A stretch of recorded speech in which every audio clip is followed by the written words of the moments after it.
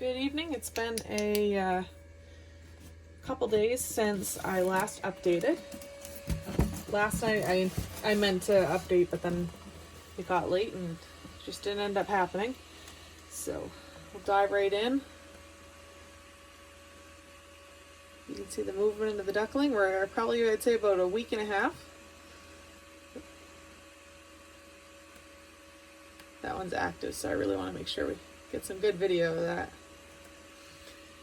Like I've said before, the further along they get, sometimes the harder it is to see, as they're just bigger, jammed in this little egg. But we've got some great visual tonight.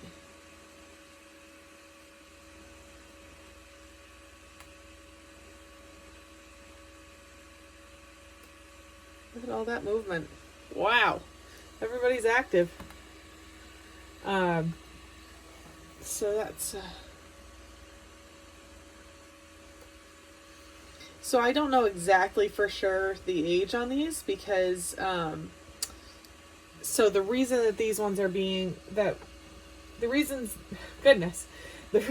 these eggs are in the incubator is because my mama duck was sitting on a bunch of eggs. So once my last batch hatched, I took the eggs that she was sitting on and put them in the incubator. Look at all that activity. Everyone is dancing tonight. So that is what these ones are. And actually, Mama is sitting on a bunch of eggs again. So I haven't fully decided what I'm going to do because I really want her to be able to hatch her own eggs, but it's still so cold out that I worry that if she hatches the ducklings, she's not just, I don't think she would just keep sitting on them while they've hatched. Maybe they do. I'll have to look that up.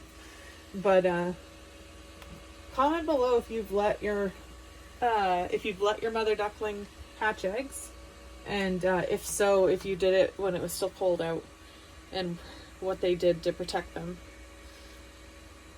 I'm thinking I'm probably going to bring them inside and let her hatch and do that in the summertime when they're less vulnerable to the cold.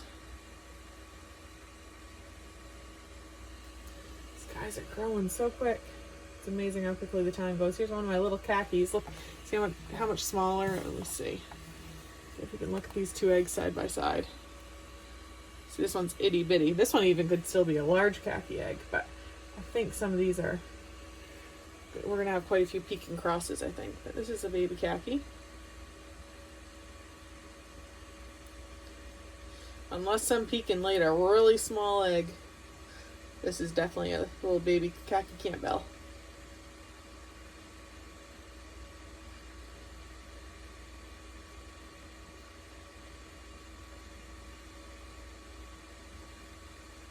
Isn't that incredible? I'll never get sick of watching the activity when candling.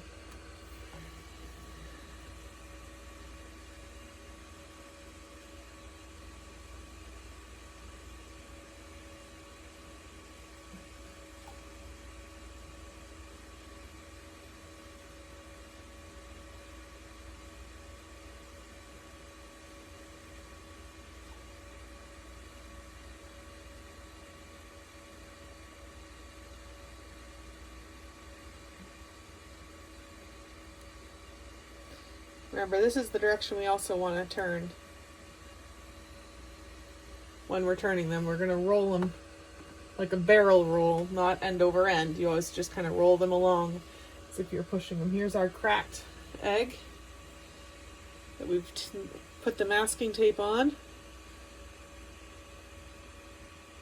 Let's see, where are you?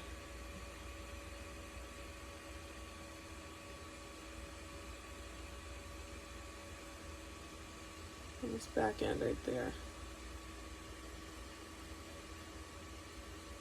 Just spin them around this way for light.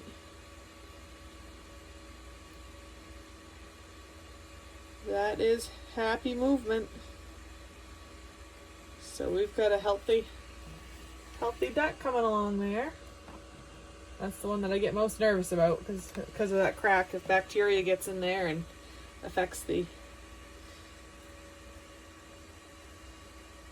duck. Now remember, this one has the 2 X's on it and the 2 O's on the other side because I believe this one is a little bit behind.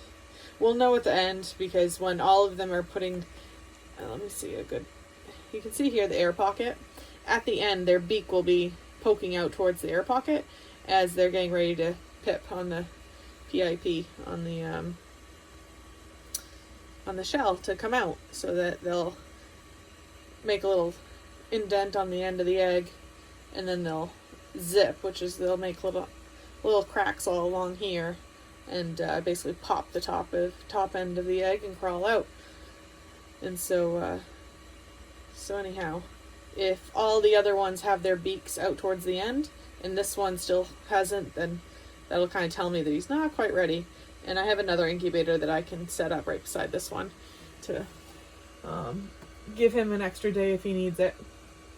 The only other thing we're going to do tonight, which, oops, I put him X's down. He's supposed to be, 0. Now, I'm going to just grab some water and pour it in. So the way this incubator works is there's plastic channels underneath the eggs, underneath that tray. And so that channel, the way that humidity works with incubators is it's not the amount of water, it's the surface area. So if you put the same amount of water I just put in a small cup, the top of it is what is exposed to the air is what's going to evaporate. So the water here runs all the way around the perimeter. And so if the humidity still wasn't high enough, I could fill the next one to add more surface area, and so on and so forth, to make sure that you get the right amount of humidity in the incubator.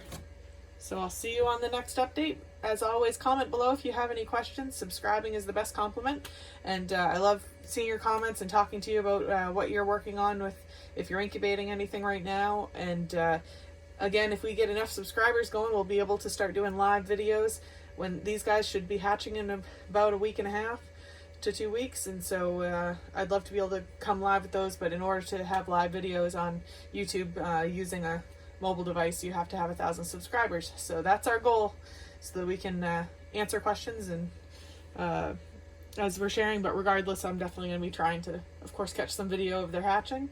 So whether we're live or not, you'll definitely get to see it. Have a great night, everyone.